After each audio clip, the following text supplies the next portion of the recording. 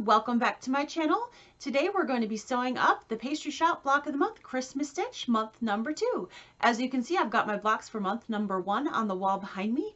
Some of you wrote me and said you had a little bit of issues getting these to the correct size. If you've cut your panel pieces in the center to 8.5 inches square, and you've cut your fabric that goes around to 1.5 inch strips, you should get a perfect 10.5 inch square. If it's not coming out perfect, I've got a few tips for you. First of all, you should have iron, best press, starch, whatever your center fabric, and then done the same with the fabric around. That definitely helps. If you haven't done that, you've already cut everything, that's okay.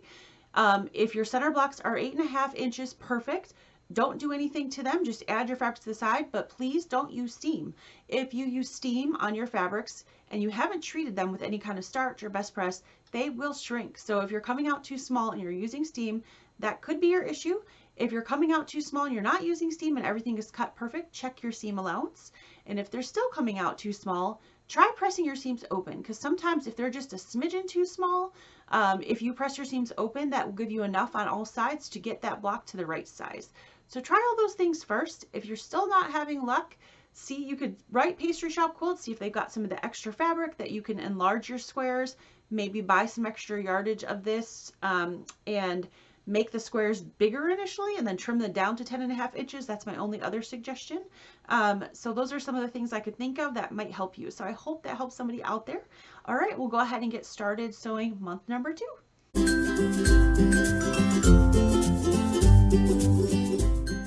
The first block we're going to sew this month is called the Christmas Window Block. So these are the pieces that you'll need for the different parts of the block. These pieces are for the corner. These are for sort of the star legs of the star-shaped block, and this is the center. So I'm going to set the center aside for now, and I'm going to set these pieces that are for the legs of the star center aside for now, and we're going to work on the corner units. So you're going to make 4 of these all together. We're going to do one together now. So the first thing I'm going to do, I'm going to set the outer background square aside and the inner red piece aside for just a minute, and we're going to grab the red print squares and the white background squares that are 2.5 by 2 inches. So you're going to put those right sides together just like this, and then if you need to draw a line, if you don't use like diagonal seam tape on your machine like I have here, go ahead and draw a line on the back of these. But one of these you're going to sew from the top left to the bottom right, and the other one you're going to sew from the bottom left to the top right. So you're going to sew these in opposite directions. So if it helps you, make sure that you have one for each set, because you're going to do it for all 4 corners. Do the 2 pair at a time, so do the 2 opposite corners at a time and then go to the next set, or you can chain piece all 4 for all 4 all the way around your block first, going the one direction, and then chain piece the other ones going the other direction, just to make sure that you've got the 2 sets going in opposite directions. So start with that one.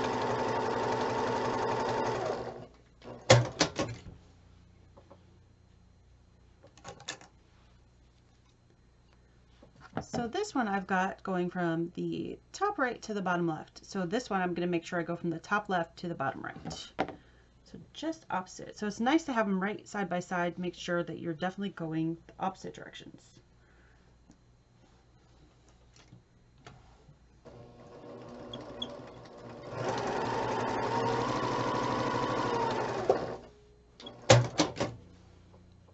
Okay.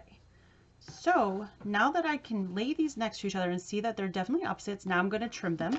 So I'm going to trim them 1/4 inch away from the line I just sewed.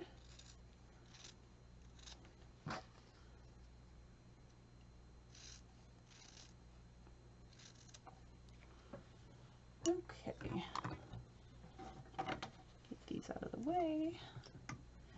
And then I'm going to press these out. I'm going to use my magic juice.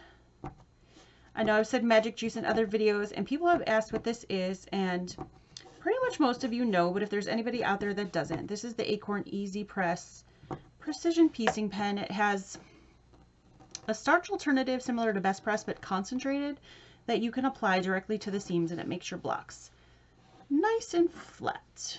I really love it.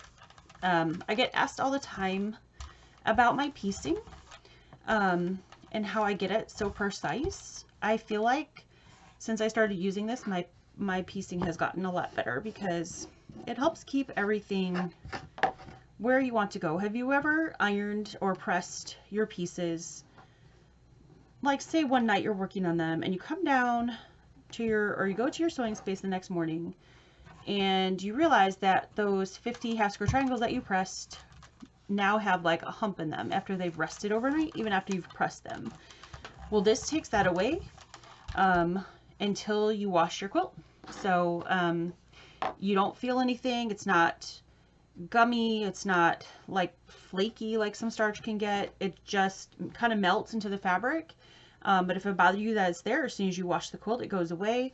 But it just keeps those seams super flat and doesn't allow them to kind of pop back up. So they stay flat through your whole piecing, through your whole quilt. So I find that it helps my quilt come out a lot more precise. I'm just sharing this now just because I get asked this almost every video. So I figured I'd let you guys know what this is if you don't know what it is. Because it's really hard to share the information after the video is already over. So, sorry if that sounds like a commercial, and for everybody who already knows about the magic juice, go ahead and leave a comment down below and tell everybody how awesome it is. Alright, so here is that outer corner, and this is the inner corner. Actually, I should turn this around so you guys can see it there at home. And we're going to make sure that when we put this block together, that this red is touching this red, and that this red is touching this red, and that those two are touching together right there. So it kind of sort of looks like the beginnings of an hourglass block, but then we're going to insert this in here. So we're going to begin by sewing these two together and sewing these two together, and then bringing those together to make this corner unit.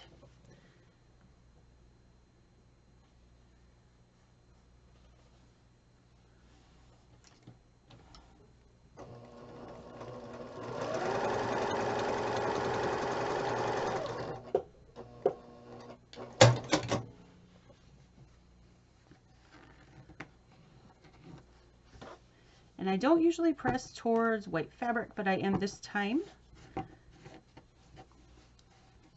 just so I can make these pieces nest really nicely together and not have as much bulk. Because this one I'm going to press towards the red, and that way they'll be opposite directions. Because if I press it this way and I press it that way, then you've got the extra bulk of that seam, and that might not help them go together as well as you would like.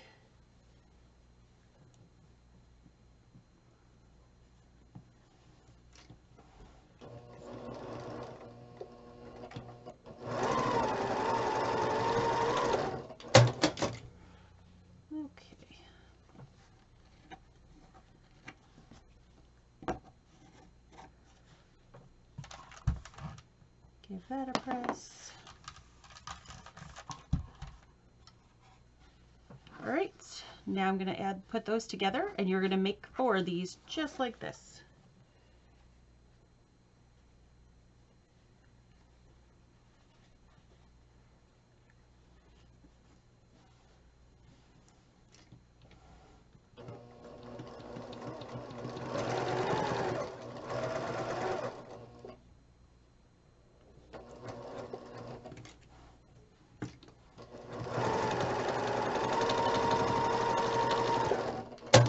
And you can pin these pieces together if you like, but if you've nested those really well, you should be able to get away without pinning.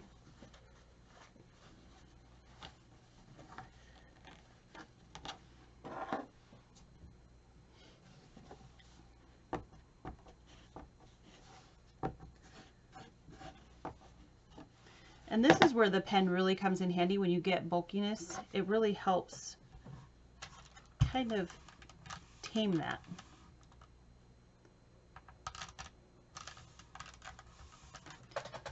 Give that a press. Okay, so there's one. And like I said, don't forget to make 4. Got another one over here. So I'm going to get 2 other ones made. But I'm going to put these aside for now. And now we're going to make our flying geese unit.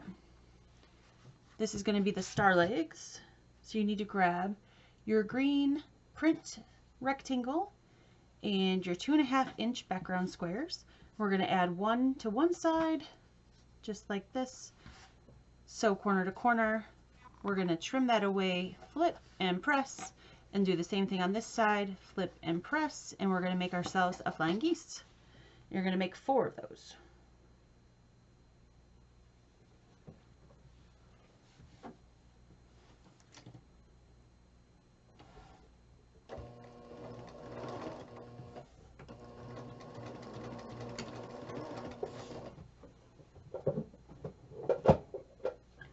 My pedal's running away from me. There we go.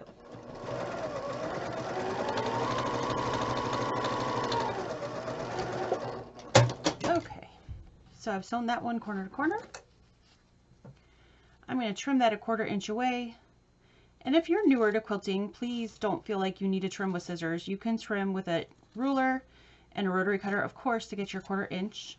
I've just been trimming for a really long time, so I'm pretty good at eyeballing it. I still make mistakes, but I don't worry too much as long as I don't cut through my thread. There we go.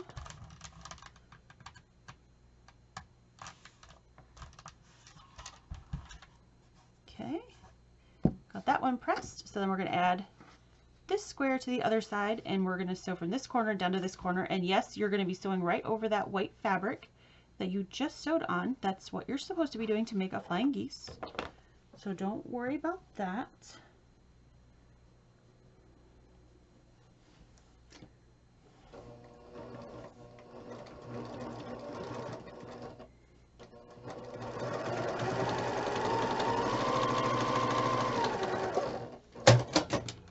Okay, so I've sewn from this corner to that corner, and as you can see, that fabric is laying over that one.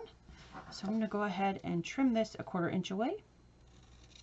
I always check before I cut just to make sure I sewed correctly, because you can rip it out before you cut, but once it's cut, you may have to start all over again, and who wants to cut fabric twice? So, and I just give that a little finger press with my fingernail. I just feel like it kind of irons a little bit better when I press it, or presses a little better.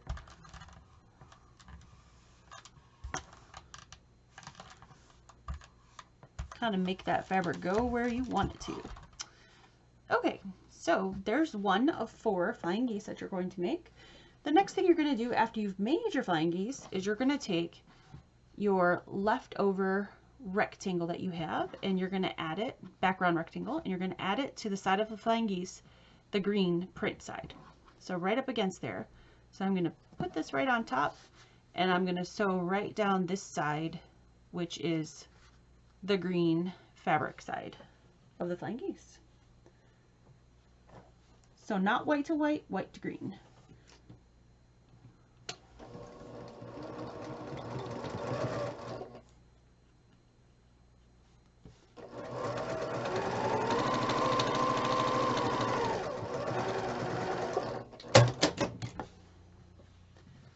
Okay, if you open it up, take a look, that's what it should look like. So I'm going to go ahead and press this guy.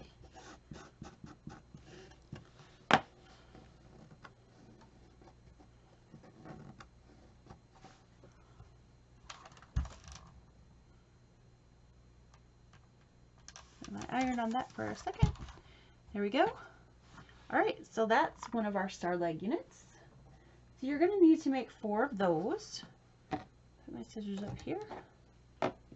Once you've got 4 of those made, we can start assembling this block. So here's our centerpiece. There's our flying geese unit that we just made. Here's another, and another.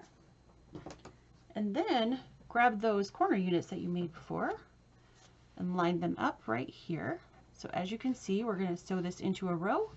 We're going to sew these 3 pieces into a row, and then we're going to put those all together to make our block with this row. And I've already pre-sewn one to show you what we're aiming for this row. And then we're going to sew this row, put it all together. So I'm going to start with the center. Now I pressed this one out, so when I press the center, I'm going to press it in towards that center color. It's all about nesting. Nesting those seams will make your blocks come out really well. And again, if all your blocks are coming out just slightly small, and I don't mean like a ½ inch or a 1/4 inch, but if you're measuring your block and you're 10 and it's supposed to be 10, I'm not sure what this block is supposed to be, I don't remember, I think it's 10.5, but say it's supposed to be 10.5 and you're at 10.25, there could be a chance that you know, you're not, if you press your blocks, your seams open, it's not that you're doing anything wrong, but if you press, it's just the bulk of the fabric, the bulk of the thread, taking all that into account. If you press your seams open, sometimes you can get that extra bit and make your blocks the size they should be. Now I wouldn't try that every time. Try, of course, to get your blocks the right size every time, but I know it doesn't always happen. It doesn't always happen for me either.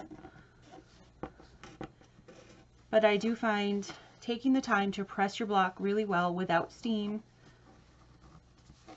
best pressing your fabric ahead of time or starching or whatever you like to do to prep your fabric, and then not using any steam after that really does help. If you use steam after you put your block together, or if you best press after you put your block together, you're going to distort the size of your blocks.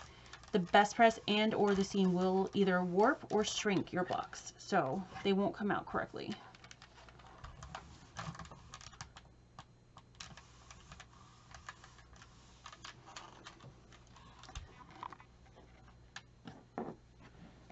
Okay, put this one together, and then we'll put all 3 rows together and make our block. We're just making one of these this month, and then we have one more block after this to put together. The only reason I wanted to mention about the steam or the best press is that I've seen a lot of things going around out there on the internet, on all the quilting Facebook groups and YouTubes that have been talking about that. Pretty much asking for that advice and saying the same thing I am. So I just wanted to reiterate that because it is the truth. If you best press after, you will shrink your blocks and they won't fit together. I had a really good friend who was quilting for a long time last year get really upset because her quilts weren't coming out, her blocks weren't coming out right, and she was doing everything right. So I was kind of watching her when we were together, and I noticed she was best pressing them after she assembled the blocks, but before she put them in the quilt top. Now, if you don't best press or starch or any of that, but you want to best press your top before you quilt it, you certainly can do that, but put your whole quilt top together first. But she wasn't doing that. She was best pressing after every block she made, and I was like, there's her problem. She's shrinking her blocks. And depending on your fabric shrinks more in one direction than the other. I don't know if you guys knew that, but it does. So depending on the placement of her fabrics, it was making her blocks very distorted, because when you start turning fabrics in your blocks different ways, you're going to get different shrinkage, different directions.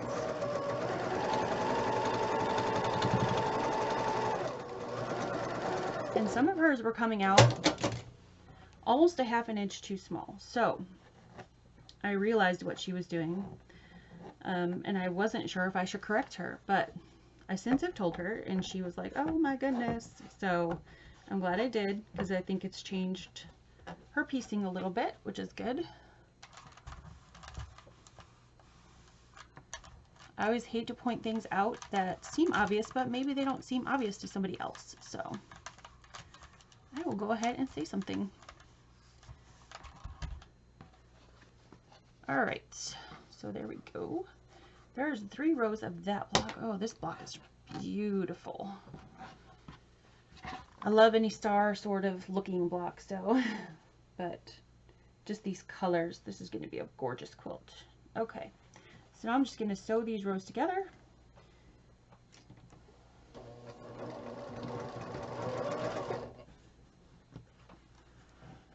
And if you're a newbie, I would recommend pinning. I know there's a lot of new quilters following me, which I love. Thank you so much. Pin your seams at those intersections together. I'm just going to nest these seams together and kind of feel as I'm going here.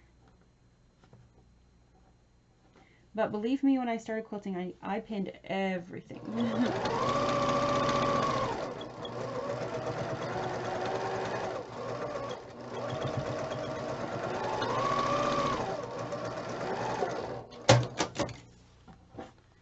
Okay, let's see what we got. There we go. Nice. It's always nice when you open your piece and you haven't lost your points. So that's the other thing I suggest with this one, because we are sewing flying geese onto this piece, which doesn't have really any points. I would recommend sewing your flying geese part of this block on top of your top and bottom pieces, so that way you can see where those threads cross here, where it makes the triangle in the corner. Go right on where they cross, or even a thread over, and you won't lose your points. But you can't see that if you sew it from this side. You can't see those points. So always sew that way. Okay, I'm going to magic juice this, and we're going to give it a press, and then I'm going to add the last row. Okay.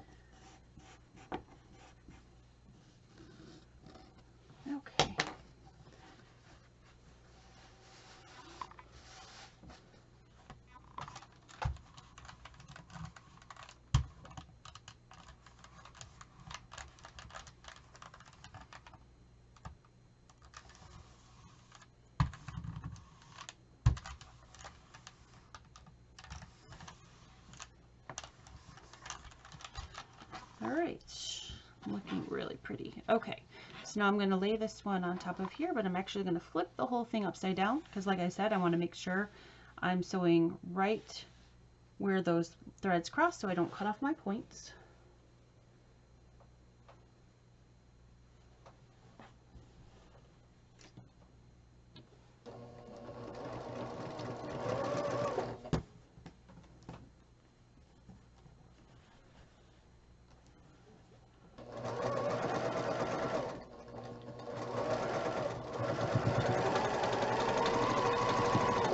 The other tip I have for you is, I know as quilters we don't really back stitch when we piece, but when you're doing a block of the month and you're going to have several blocks and you're going to have them stacked up somewhere for quite a while until you finish the quilt, I do recommend when you're putting the block together, like I just put these rows together, back stitching at the rows, because if it sits for a while or you have to move your fabric around a lot, and even just getting them out and looking at them from time to time, like putting everything, all the blocks together, that might pull your block threads a little bit. You might see your seam start to pop open a little bit, and then you're gonna have to go back and stitch and fix everything later. So when you're doing like a longer term project like this, and you're not gonna finish this project all in a weekend or a week, I would recommend back stitching at those seams, just so you don't have to go back and find later, once we're ready to assemble this whole thing in November, that you have to fix seams. It just seems like when we shuffle things around, blocks start coming apart there. So that's just another little tip for you.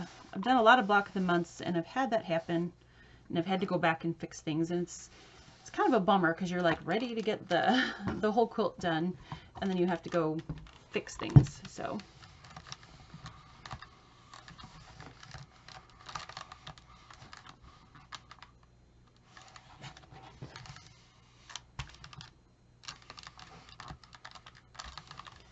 all right, so that is our first block for this month.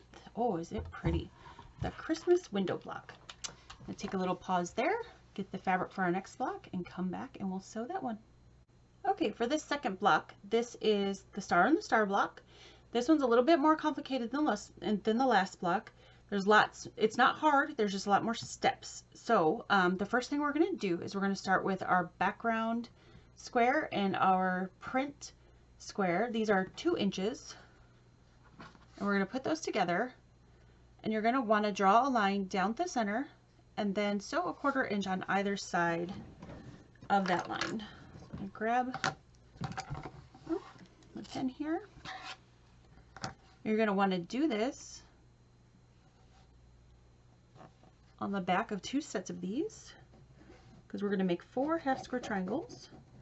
The center of this block looks like a pinwheel, and this is going to make our pinwheel.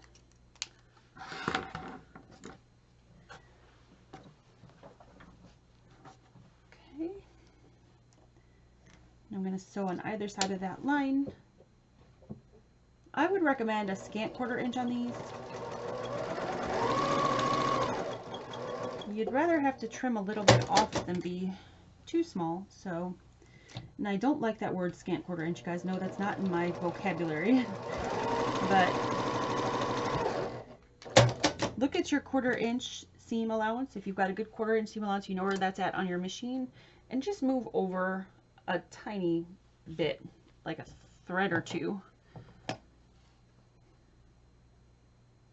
Then I'm going to cut that apart right on that line I drew. Now, if you've got a clearly perfect slotted ruler or a block lock ruler, that would be good to trim up half square triangles. I have both, but I'm going to show these the way you can trim them if you don't have any of those specialty rulers, because I know there's a lot of beginners out there watching us, and I know they probably won't have all those specialty rulers. If you do get the clearly perfect slotted trimmer, you'll want to trim these before you press and open them. And if you have the block lock, you'll trim them after you press and open them. And if you have a regular ruler, you're going to trim after you press and open them, or open and press them. So, lots of different ways to do half square triangles out there. I'm just showing you the very basic beginner way.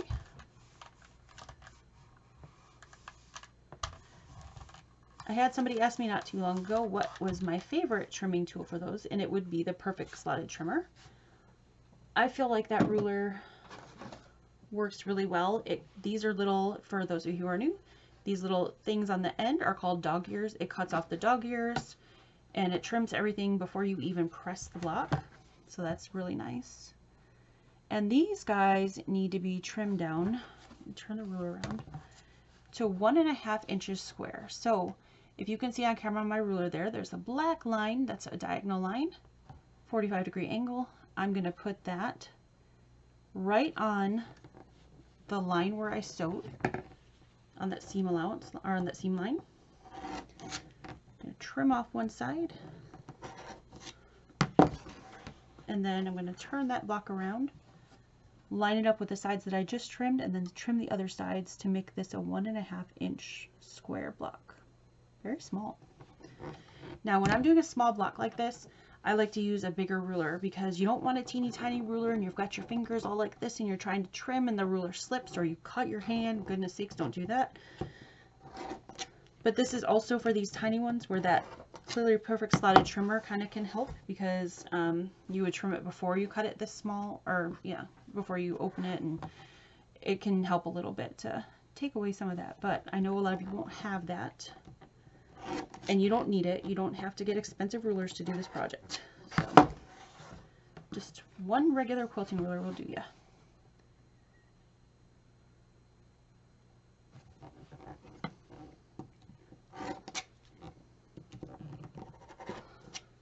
I actually have a 2.5 inch little square Creative Grids ruler. I hardly ever use it for the reason I just mentioned. I don't like that it's so little and you have to hold it all right there and be worried you're going to cut yourself. So I like to use a little bit bigger of a ruler. Okay, so here's our pinwheel pieces. I had already done 2 of them, so I'm going to put these guys in here, line them up and make sure it looks like a pinwheel. Starting to look like a pinwheel. I'm going to go ahead and sew these 2 together so we can get this center piece out of the way. This is the very center of our block.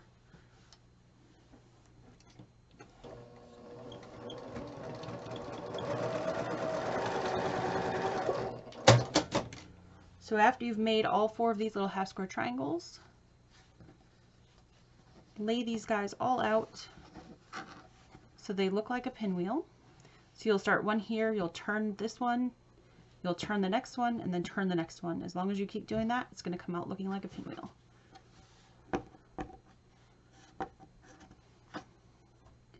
It's also shown in the diagram, so that will help you too. That's how I always look at a pinwheel. I always start kind of in the upper side, have the colored there, turn it again, and it comes out perfect. Okay, so I'm going to sew these two together.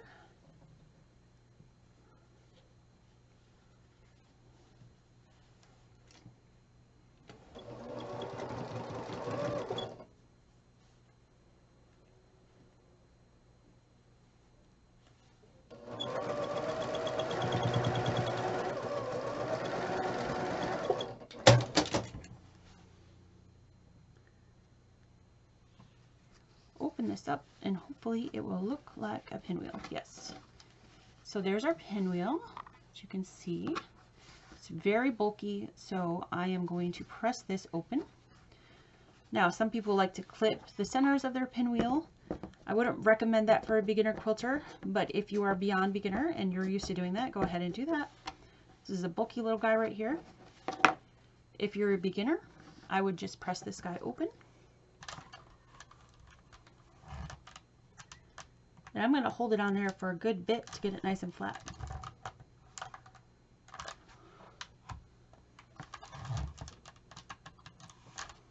Okay, and there's my little pinwheel. Isn't it cute? I love little pinwheels. I think they're just so happy.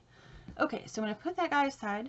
The next thing we're going to grab is we're making more flying geese. We're going to make 4 of these guys. So you need to grab your background little piece here. I believe this was the 1.5 by 2 inch, I believe, background rectangle.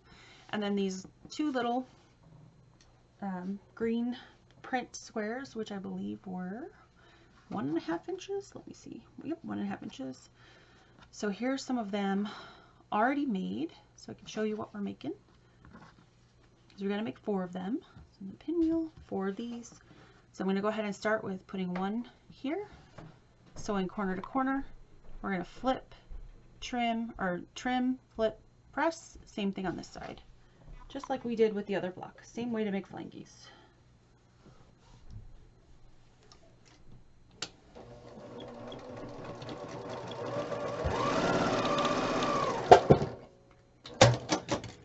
Okay, I'm going to trim that guy away. And I'm going to give that guy a press. And do the other side.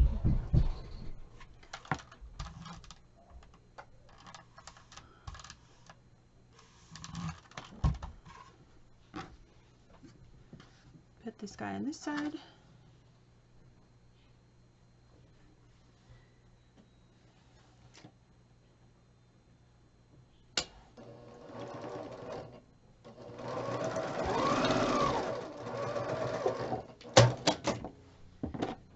Trim this one away.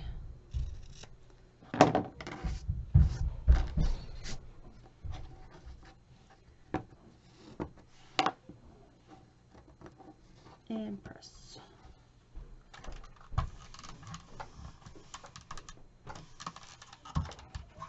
Okay, so that's 3. I'm going to make my last one and I'll be right back with you. Okay, I've got all 4 of my flying geese made now. I had to take a little break, check on a couple kiddos, and now we're back. So the next thing you're going to do is take 2 of them, and I've already done 1, and add your 1.5 inch square background pieces to either side. So I've got 2 that aren't going to have one and 2 that are. So I've added 1. I'm going to add these 2 little squares to this guy. So this is all for the center of our block.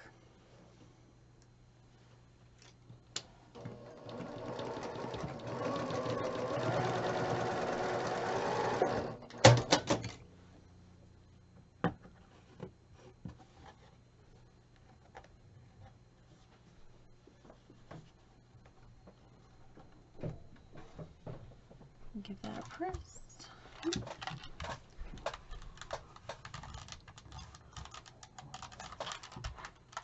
Okay, I'm going to add this to this block, to this piece.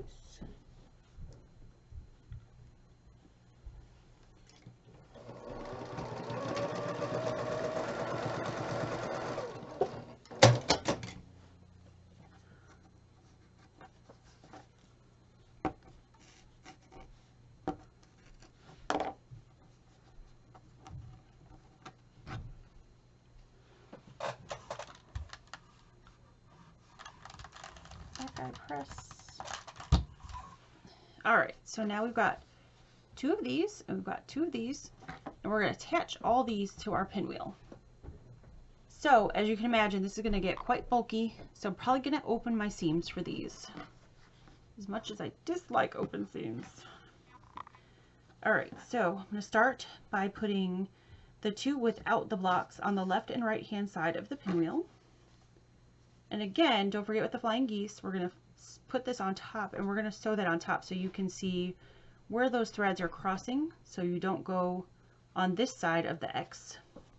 So you keep your point.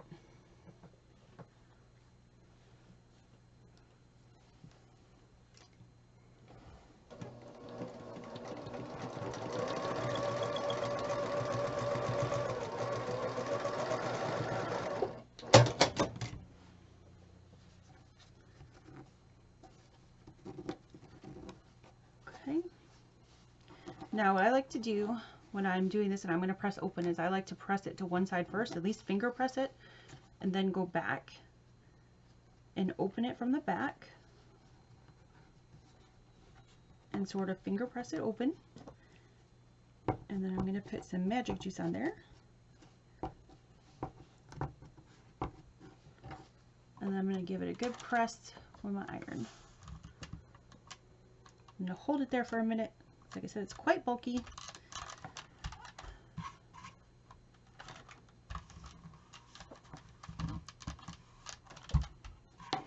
And as you can see, this is just one of the star legs on so far.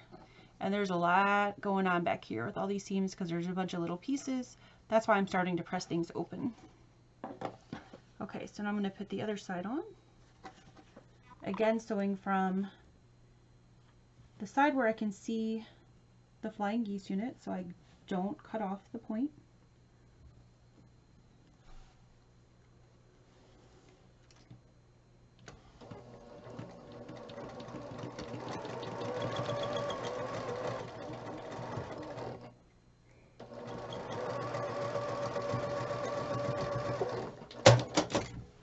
Okay,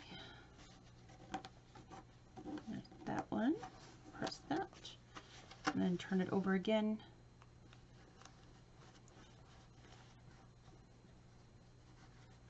Press that seam open.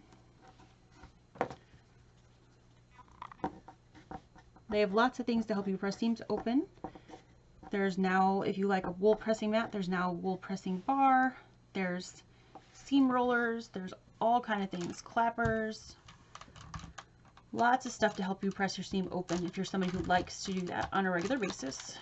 I don't love pressing seams open, but for this case, because we have so much bulk, I think it's kind of necessary. And it's really not about the seam getting weak, although it can, I guess, long term. It's more about when you add pieces to this, nesting them together, for me. I have not had a seam come open where I pressed open, but I also use a kind of smaller stitch length, I think, than most people. I know most people use about a 2 or 2.2 stitch length when they sew. I lower mine to about a 1.6 to 1.8. And with paper piecing, I lower mine even smaller, so I don't usually have too much issue with that small of a seam with anything coming open, but that doesn't mean, knock on wood, that I won't ever.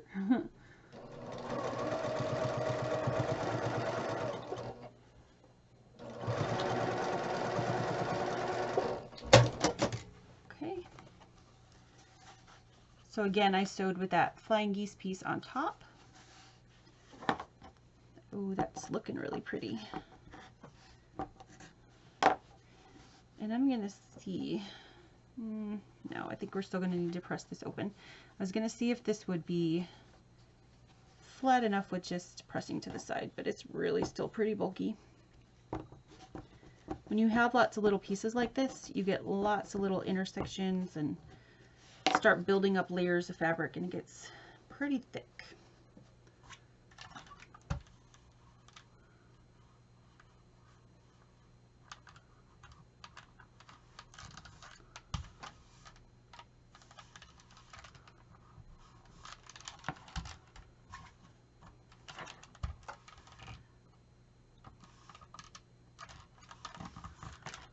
Okay, one more to do, but that little star is looking pretty cute. Okay, so we're going to add that one to there.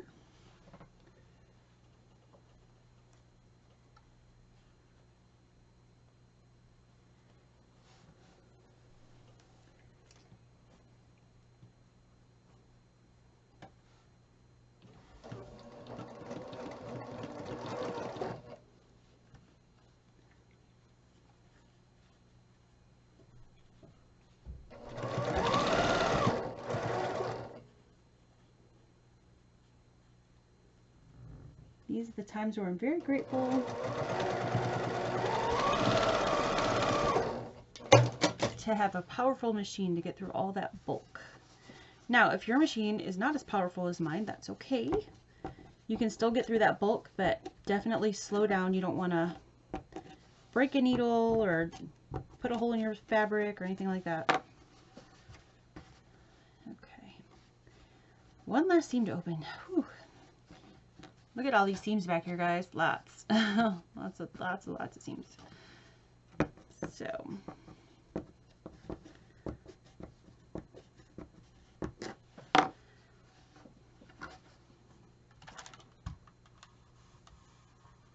the bulkier your seams are, the less likely your block is going to come out flat, and then when you go to quilt it, it's going to be difficult to quilt in those spots that have layers and layers and layers of fabric. So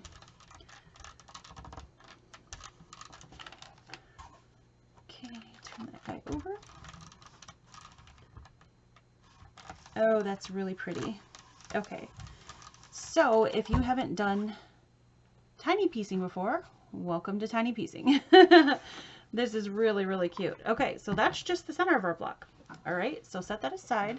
The next thing we're going to do is we're going to work on the outside star legs, because don't forget it's a star within a star. You're going to make 4 of these. This is the easy part, I promise. You've gotten through the roughest part. You're going to add a red to one corner and a green to the other corner. Yes, more flying geese, but these flying geese aren't going to go corner to corner. You're going to have this red, and you're going to sew, it's more than halfway, probably 2/3 of the way up, down to the bottom corner. We're going to flip, press, flip, and all that stuff, just like the other one. Same thing over here. And you're going to make 4 of these pieces.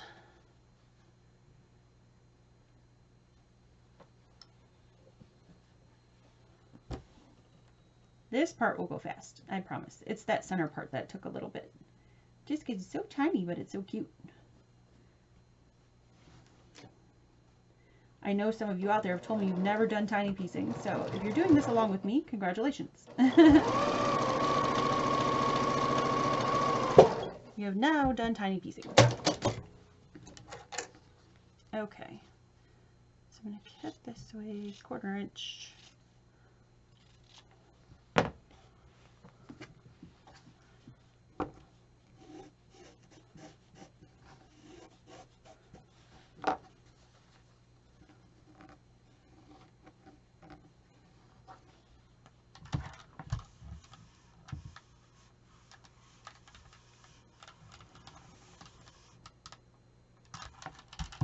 All right, so that's one side. Now I'm going to add the green. Do the same thing over here. It's going to look something like that. You're going to make 4 of these, like I said.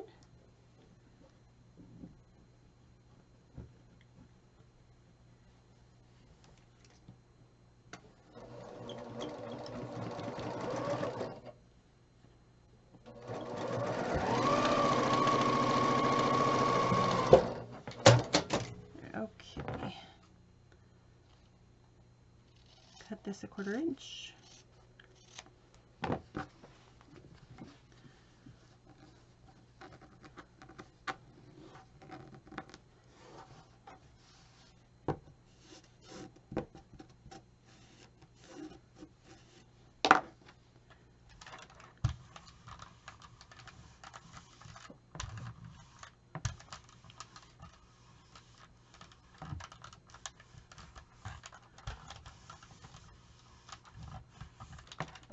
All right, so there's that one.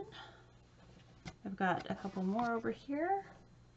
And then my 4th one, I've already taken and added these little squares, which should be the only pieces you have left now, to either side of one of these. So we're going to go ahead and do that with another one. And then we're going to be ready to assemble this block.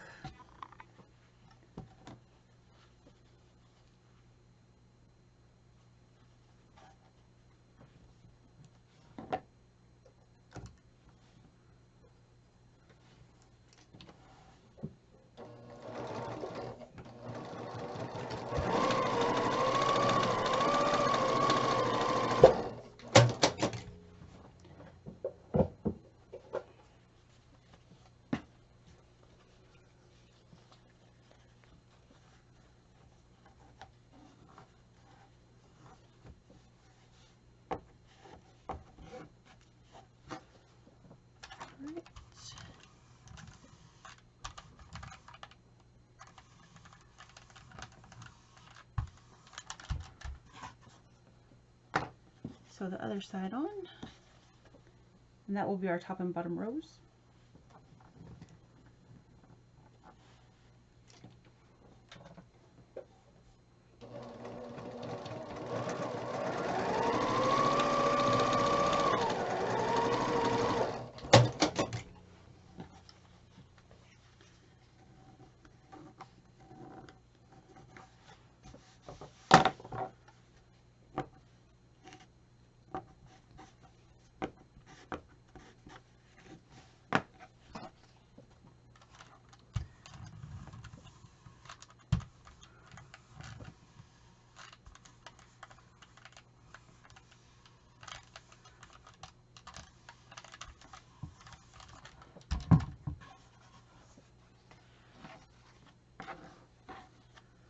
All right, so there's the top row, there's the bottom row, here's your center, and we're going to put one of these on either side. So all we have to do is add those, and then we can put this whole block together. And I pressed these ones in, if you saw me doing that, so I can press this one out away from that bulky little small center square.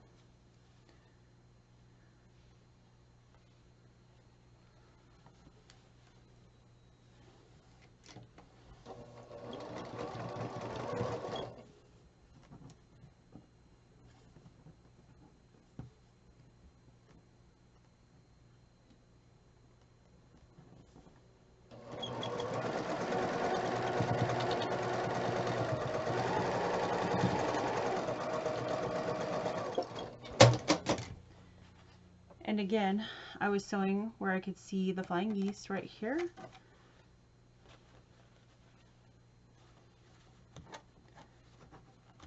And put this one on over here, and then I'll press them both at the same time.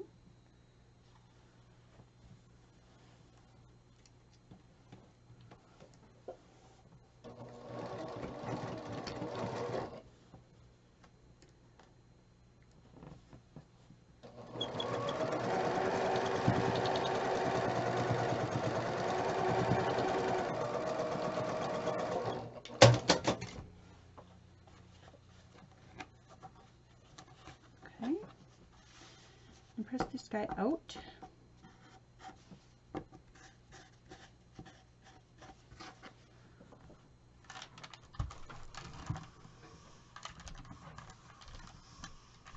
And that will be our center row. As soon as I get him pressed, then we can add the other rows to him. And this one,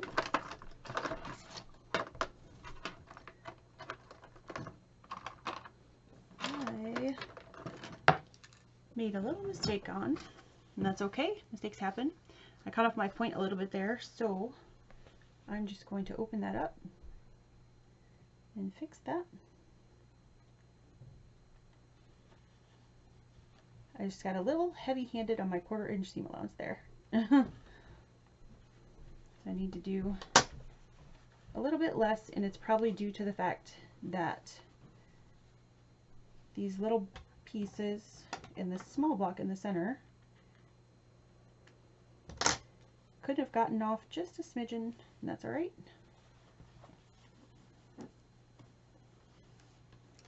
Just gonna go back and fix it a little bit. And normally I would just leave something like that, but this quilt is so pretty that I want to try to get it as good as possible because I won't be happy with it otherwise. Okay, there we go. Now I've got both my points. I had cut off this one just a little bit, enough that it didn't look like a start point anymore. We don't want to do all this work and cut off our points. But if you do and you're fine with it, that's not a problem. I have a little OCD, as you guys know. So I couldn't have left it. Okay, there we go. Now we can put this together. All right, so I'm going to put this guy on top of here. Again, I'm going to put this one on top, sewing through so I don't cut off that point with that blankies. And again, I'm going to back stitch here on these rows because these blocks are not going to be assembled into a quilt for 9 more months. And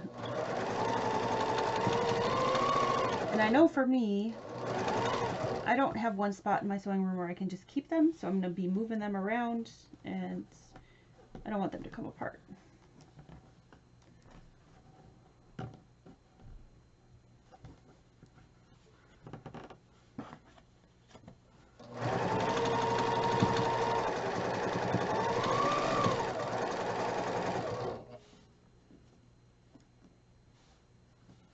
The only thing that it makes harder is if you have to rip something, then you have to rip through the back stitching, but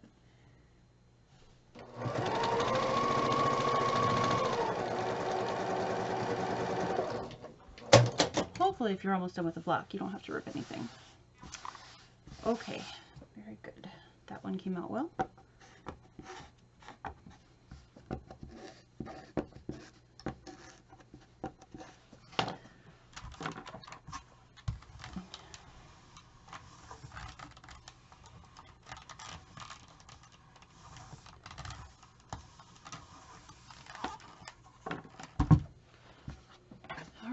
Now the last one. I know this video is going to be really long. Sorry about that. This block was a little more complicated. It took a little bit more time.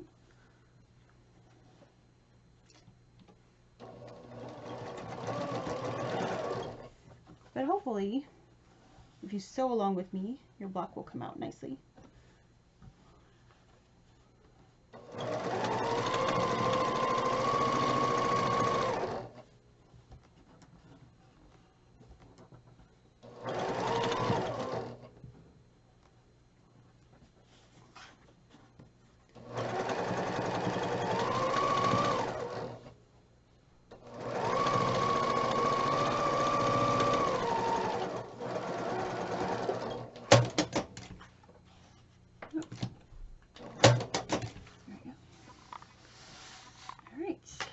Very good.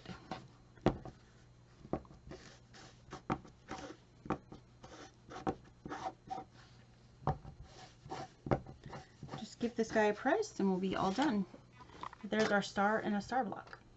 Well, thanks for hanging in there and sticking through this video. I know it's probably going to be quite a long video, but this was really fun to sew this month. This guy was a little bit complex, but really pretty. This was the star and the star block. I really love how it came out. That center block is so cute, that mini. And this is the Christmas window block. So cute. Okay, so that's it for month 2. So you should have 13 of the blocks on the wall behind me, plus these 2 blocks makes 15. That's quite a lot of blocks in just 2 months. So can't wait to see what's coming next month and to sew along with you guys again.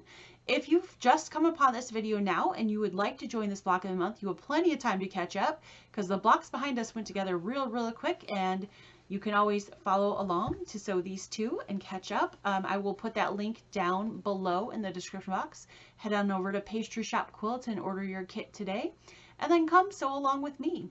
And this quilt should finish up end of November-ish, so we should get it done in time for Christmas. And don't forget, there's 2 bonus projects we'll be doing in December, so I'm looking forward to that. I do have a Facebook group, Together We Sew Quilting with Stephanie Stitches. If you would like to join it and post progress pictures, I'd love to see your blocks. And if you need any help, that's also a great place to post your block. Put your problem so I can see what you need help with, because a few of you have sent me things and I don't quite understand what you need help with. So if you could post them there and kind of circle it or show me and say, hey, this is what's going on, I can try to help you out a little bit. So go ahead and join my group. You'll have to answer a few questions and then I have to approve your first post. It's just to keep out some spammers. But I'd love to have you over there. So that link is going to be down below as well.